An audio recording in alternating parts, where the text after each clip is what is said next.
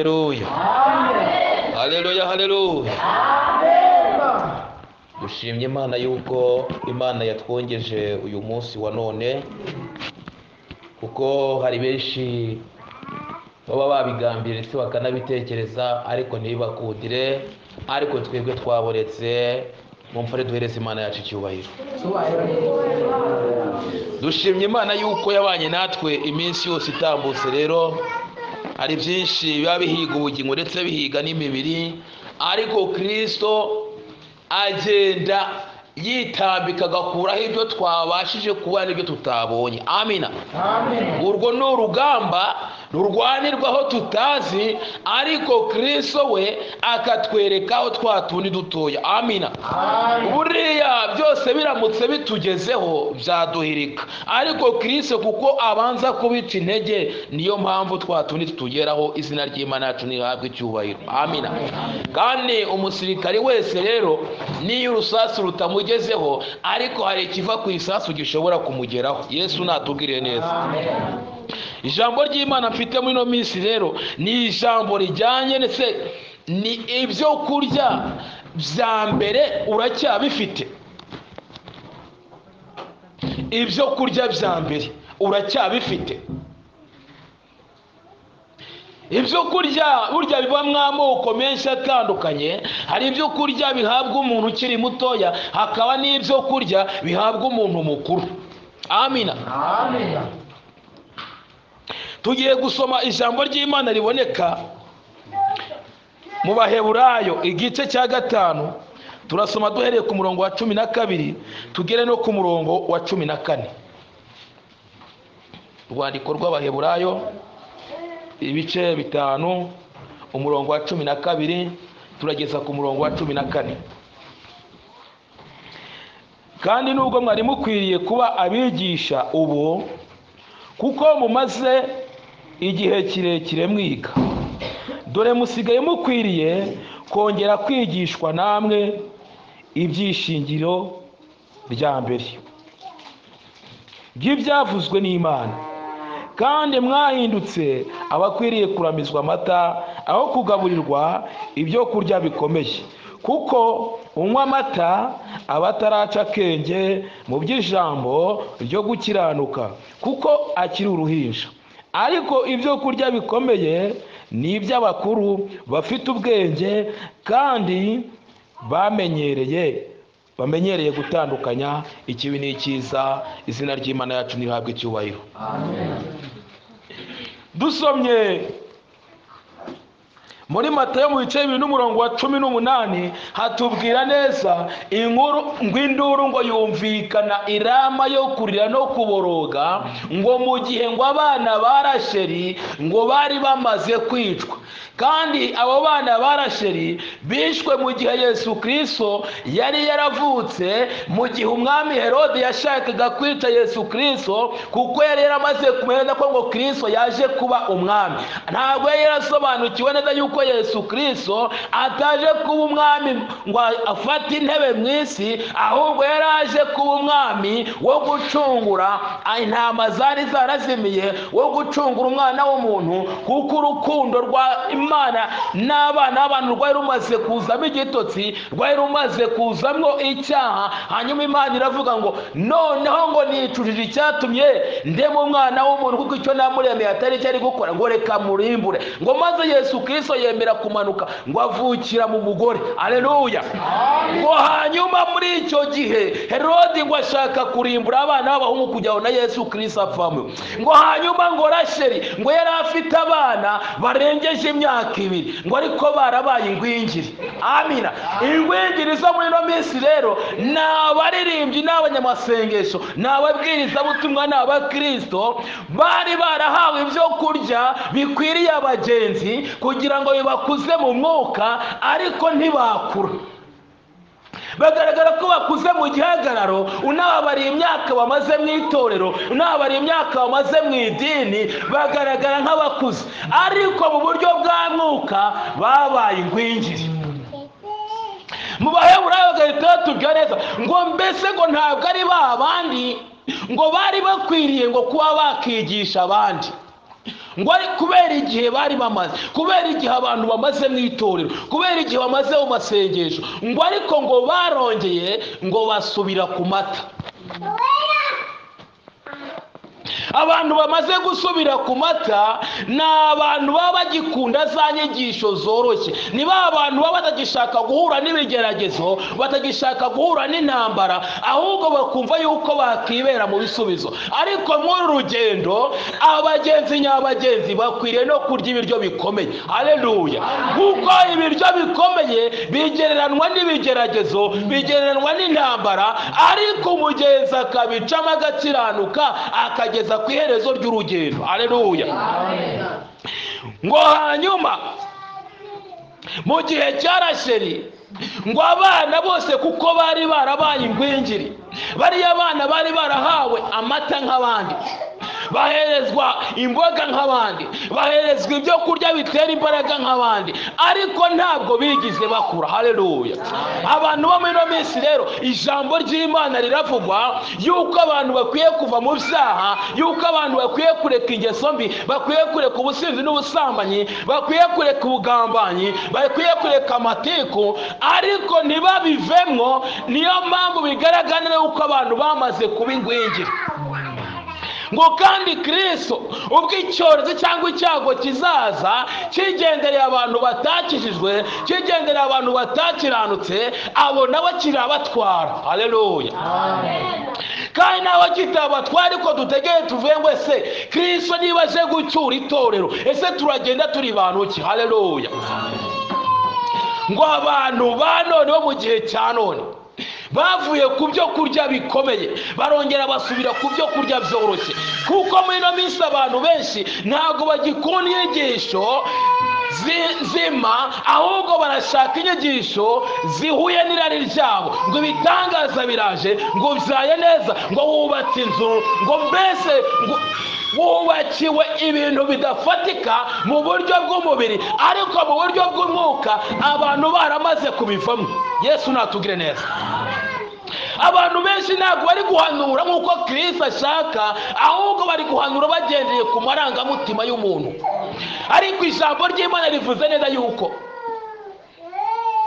twari dukwiye kongera tugasubira ku byo kurya bikomeye, kuko ibyo kurya bikomeye nibyo bibasha gutegura umugenzi kugira ngo acishwe mu ruganda, kugira ngo acishwe hahandi abantu bagera bagasitara, niho bashobora kugera bakazabasha kuraganwa gakondo baharaniye kuva isi ikiremwa kugera Kristo aje gucyura itoro. Haleluya!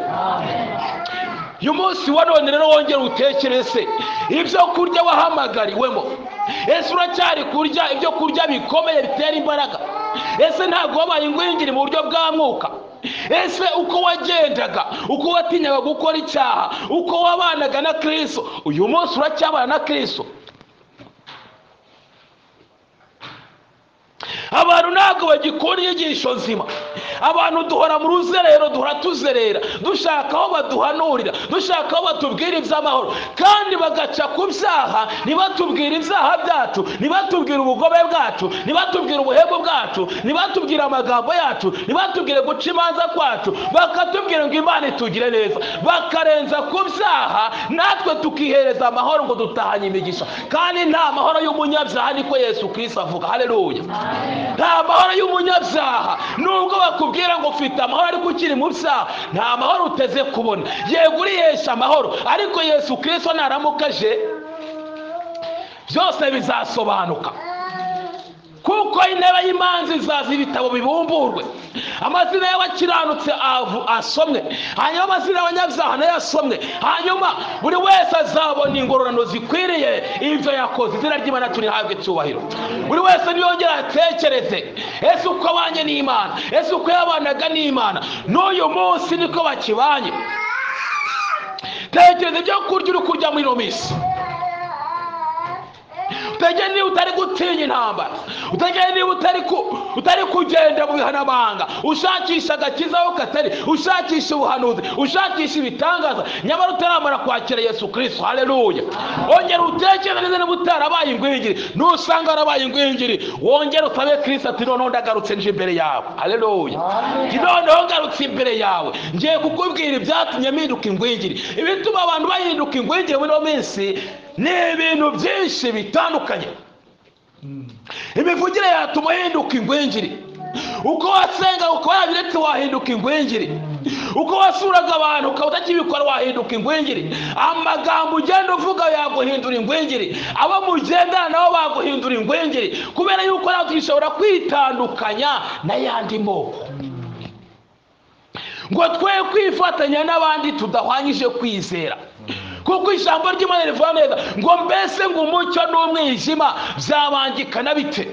Nta sano bifitanye. Umucyo uhora ari umucyo, ahubwo ngo aho umucyo ugeze ngo hari umwijima hahinduka umucyo w'itangaza. Haleluya. Ese aho utuye, ese umucyo wawe urahakwiriye? Ese umucyo wawe urabwiriza abandi bantu kugira ngo babe mu bidatunganye baze mu rugo rwa data? Yesu natugeneza. Ugera utekereze ibyo uri kurya muri iyo minsi. Ese niba warabaye ingwingiri ukaba uri kurya ibiryo by'ingwingiri, wowe uri gutanga ibihe? Ese imbuto uri gutanga uri bari kugusoromaho ntabwo ziri gutuma abantu baguma mu bidatunganye? Ese amagambo uri kuvuga ntabwo uri gutuma abantu bava muri Kristo bagasubira kwa Satani? Tekereza, utekereze uruhare urimo. Niba uri kwamamaza ubutumwa bwiza wo kugaruka kwa Yesu Kristo, utekereze neza niba Kristo ubwo azaba yaje gucyura itorero, niba azaza ntukorwa n'isoni. Ntutekereze neza yuko Kristo naza azaba aje guca imanza, azaje gucira imanza abazima n'abapfuye. Niko ijambo ry'Imana rivuga neza ngo ubwo azaba ahagaze ku bicu, ngo marayika azavuza impanda mu birere bine, ngo abazaba barapfuye nibo ngo bazabanza kuzuka, ngo bahererwe bamusanganire, ngo natwe bazaba bakiriho ngo tuzamuke dusanganwe nabo. Haleluya. Ni igihe cyo kugira ngo dutegure iherezo ryacu. Iherezo ryacu turaritegurira kwa Kakarago. Iherezo ryacu turaritegurira aho tugenda, mu byo tuvuga no mu byo dukora. Haleluya. Amen. Buri wese rero n'ubigiramo uruhare.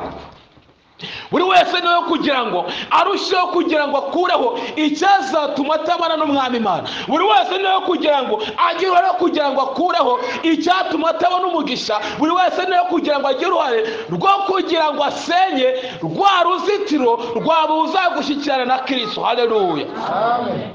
Ijambo ry'Imana rivuga neza ngo ku mugani w'umuhinzi wari ufite uruzabibu, ngo nyamara ngo urwo ruzabibu ngo rwari mu butaka bwiza, ndetse ngo rwari rufite uruzitiro, ngo maze ngo nyiri uruzabibu ngo araza ngo ararureba, ngo arurebye ngo aruburaho urubuto, ngo amaze kuburaho imbuto ngo afata umwanzuro wo kugira ngo aruce. Haleluya. Amen. Nawe kuba uri aha ngaha rero, hari ibiguhiga, hari ibikurwanya byinshi, ariko haracyari uburinzi bwa Yesu Kristo. Muri Yesu Kristo niho tubonera uburinzi. Muri Yesu Kristo niho dukura amakuru. Muri Yesu Kristo niho dukura ibihumurizwa byo mu gihe cya none n'ibyo mu gihe kiri imbere. Haleluya.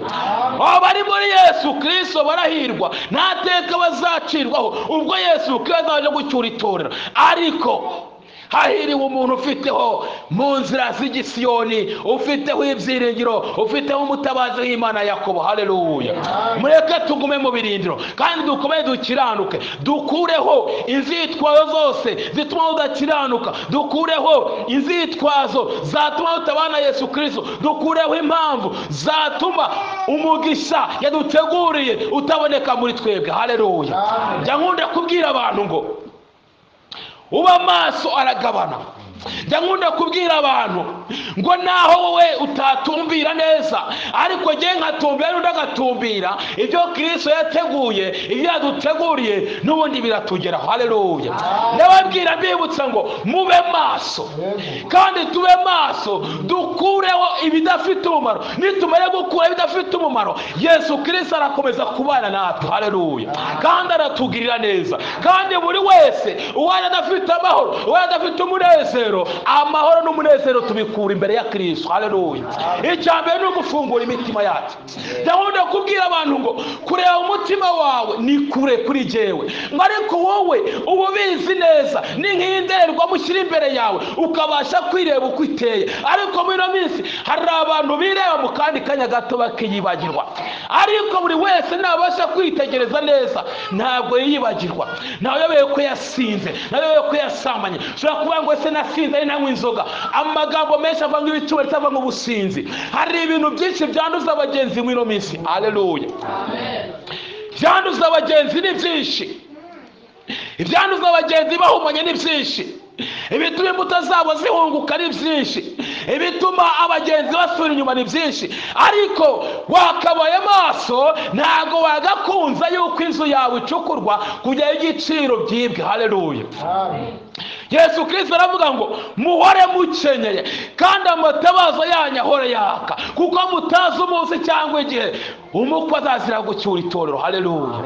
Reka twongere utekereze ibyo kurya turi kurya, niba ari iby'abantu bakuru, twongere utekereze ibyo kurya turi kugaburira abandi bantu, niba ibyo kurya by'abantu bakuru. Tube nawe utarabaye ingwingiri, n'usaba twarabaye ingwingiri, twongere dusabe Kristo ngo noneho ongera utugarukeho kandi wongere utugarurire nk'ibya mbere. Izina ry'Imana yacu rihabwe icyubahiro. Amen. Data wa twese, uri Imana yacu bwite, uri umurengezi wacu. Ijambo ryawe riherekeze kandi rusheho kwisobanurira ubwoko bwawe bagaragwaye n'abashakazi bawe.